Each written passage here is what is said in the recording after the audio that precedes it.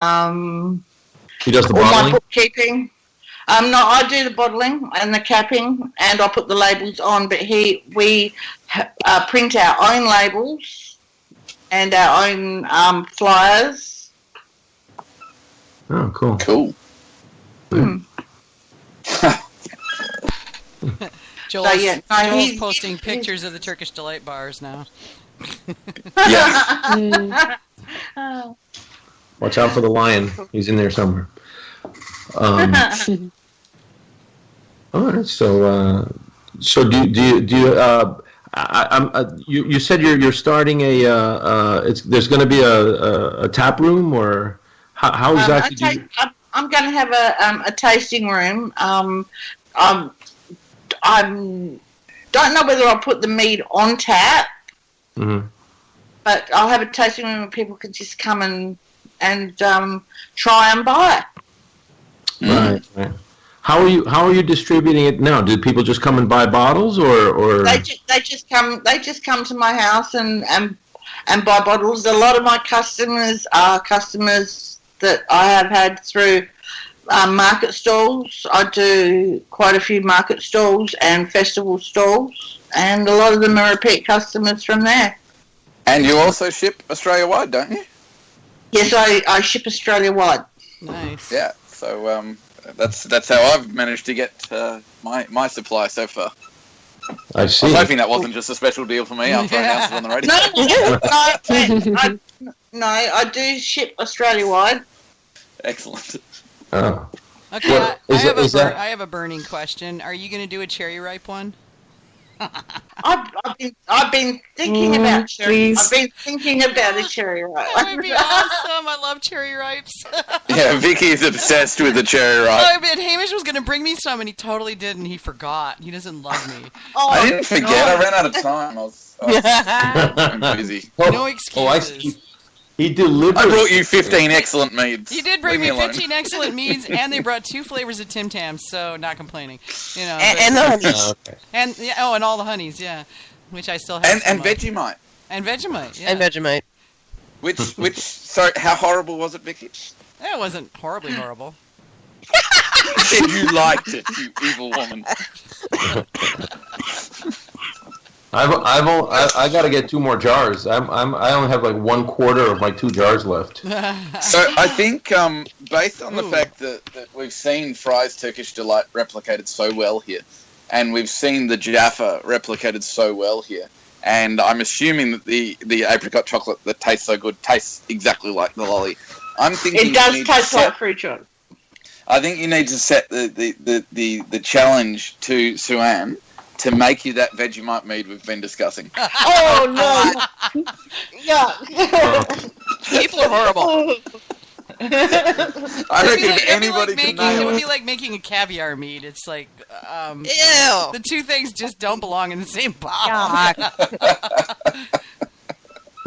Well, I've had somebody ask me to do a bacon one, and I'm thinking, oh no, that's just so wrong. Yeah, I've heard somebody at the Mazer Cup was telling me that they'd made a bacon mead, and they were really pleased because it tasted exactly like bacon. They drank half a glass and said, "Yeah, it's exactly like bacon. I'm never making it again." Never. That is just so wrong. I'd try it, but I don't know if I'd want to drink a whole glass. That was what they were saying. Like it was perfect, except no. Well, it's the same thing as my jalapeno wine. You know, it's really interesting. I'm really glad I did it. I'm glad to have tasted it, but I wouldn't want to drink a whole glass of it. Oh no! Yeah. You could though use it as a syrup, like is it a AJ the Canadian breakfast bacon and sweet syrup and pancakes, or is that just what we call Canadian? We do tend to. Yeah, we do tend to drown our bacon in maple syrup when we have the chance. Well, it is Canada. So, and I would probably quite enjoy a bacon maple mead. Oh, yeah. So, yeah, I just haven't tried one yet. Well, maple mead and then put it on your bacon, or use it to cure your bacon. Ooh. Oh God! I think that would work. Grind.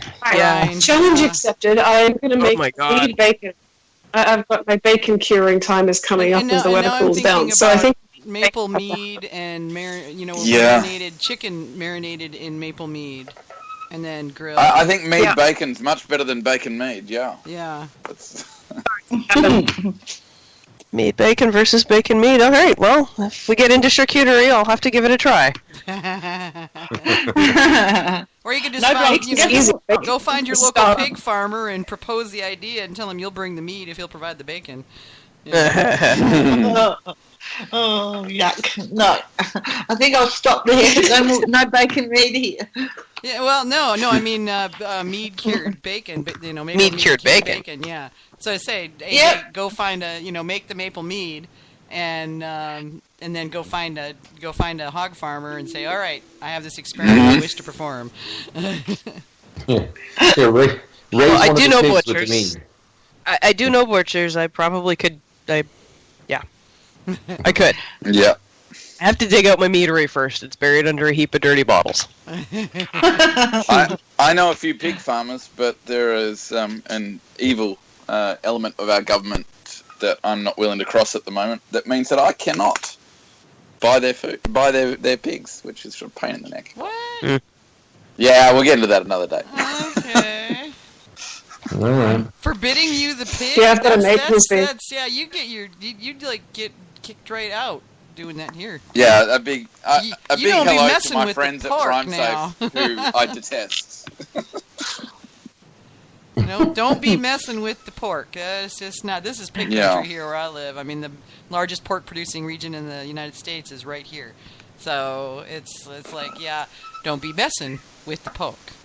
Because, pork is good.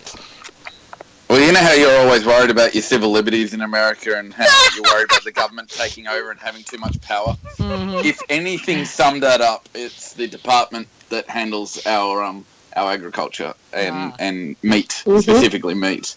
Yeah. I don't have anything nice to say, so we're going to keep this clean. Yeah. A friend of mine had her personal salamis. She has a pig farm and she cures salami for her own use. And they did a spot inspection and destroyed the salamis. Yep, soak them in blood. No. They do that here with She was milk. like, I'm not going to sell them. And they're like, I don't care. Yeah. That's our family food. Nope, don't care. They destroyed the whole lot, put them in a bin and set them on fire. I wish I was making that up. No, they do that here with milk. If you don't process the milk in a way in which the government approves, they will come to your farm and they will burn down your barn and destroy all your milk and kill your cows if you persist.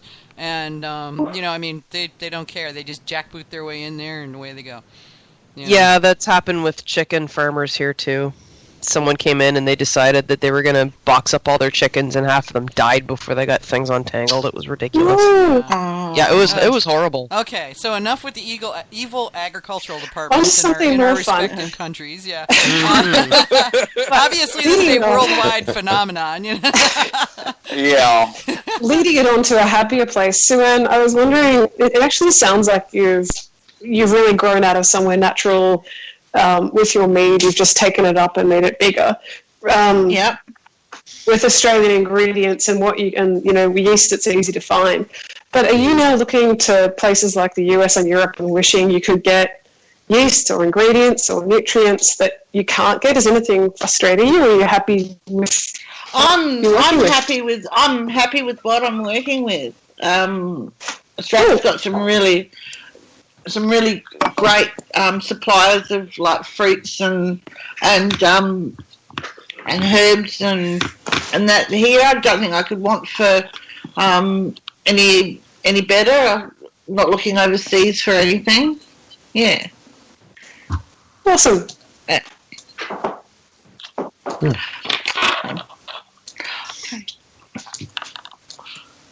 That was an easy one. Yeah, sorry. What about things like nutrients and whatnot? What do you use for your nutrients? I know some of them are kind of hard to get there, at least so I've heard. No, I use Go Firm and I can't even think what it is. I know it's in the fridge. I can't even think of it now. made by the same company that does the D47. I can't even think of them. Yeah, that's the one. Okay. All right. So you can get it easily then. Is it because you buy quantity or? Yeah. Yeah, I buy like kilos of it. Yeah. Right. So it's easy to get. Yeah. Do you know? Do you get that from over here in Melbourne? No, we actually have Wine Quip here in Adelaide. Oh, I can get. Okay. Yeah, no, we've got Wine Quip here in Adelaide, so I get all my supply, like my yeast and my nutrients and that from them. I did not know they had 2 premises. Okay, cool. Yes, I suppose they get their supplies from Melbourne and bring it over here, but yeah, no, we do have one here in Adelaide. Excellent. Excellent. Yeah, I like those guys. Is it Fermade O or Fermade K? Do you know? K. K. No. I think it's K, unless I went and looked in the It can't be K. It'll have to be O or A, because they're not allowed to import K. No, hang on, it's A. It's A. I remember now, it's A. Yeah. Yeah. Well, for Australia. So that's K. With Did you do a bit of testing, or are you happy with? I'm actually happy. You just tried it out and went, "This will do." Yeah, I just tried because I actually 4 years ago I actually did a winery course through TAFE here in Australia and learned a bit more about yeast and stuff. Yeah, the TAFE College here in Adelaide actually did one, so I don't know whether other states do, but I did my Certificate 3 in winery operations here in Adelaide, and I learnt quite a bit of them, which did really help. That's awesome. But for the Americans here and everyone else. Sorry, go on, Sueann. So, and also drank quite a bit of the wine that we produced as well. Don't want to waste it. Don't want to waste it. No. I was going to say the TAFE is TAFE is a really brilliant low-cost way to do courses here. Yeah, it is. So you don't have to do a full-on uni course. You can take a few subjects, and it's pretty heavily subsidised technical courses. Yes. Yes. So that's a good one to know about. So I don't know if the Americans will know what we're talking about. We have our university, which is like college, but we also have a TAFE system that's TAFE for technical and further education. Okay. So it's the kind of place where you can go and do short courses and or long courses as need be, but it's normally aimed towards more working with your hands. So you might do like electrician courses or winemaking courses, as we're talking about, or other things like that, rather than the more pure mathematics and other things like that you would do at college. Yeah, we call them community colleges here, and you can either do like pre-uni stuff, or you can do trades or wine courses or what have you. So. Mm-hmm. Cool. Mm-hmm. Sorry about that. Yeah, I don't know what the community. Hamish is our resident translator while we're in digital Australia this month. So. Yeah. And we were giggling at I'm your totally translation, giggling that. Sueann, and your stuff that you sent me. It was cracking me up. We were all laughing about that in the pre-show. It's like, I love the translations; they're great. We live to serve. Just for future reference, pissed also means drunk over here too. Yeah. And depending on where you live in the States, yeah, it's also used somewhat here as well. It's too much British influence, even though we kicked them out, Yeah. Hey, we three are the children of the Brits. It's the way it is. Yeah, exactly. Yes. Except for me. Except for you.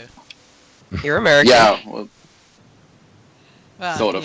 Yeah. You're a token Hispanic, Manny. Yeah. You're our minority. He doesn't know where he's from. If this was an American TV show, I'd have an accent. Yeah, you would. You'd have subtitles, man. I'd have subtitles. And his mouth would move differently. So than would the we, track, Hamish. So would we. I know, shush. No, what they do, they'd remake our characters as American. Yeah, they'd dub us.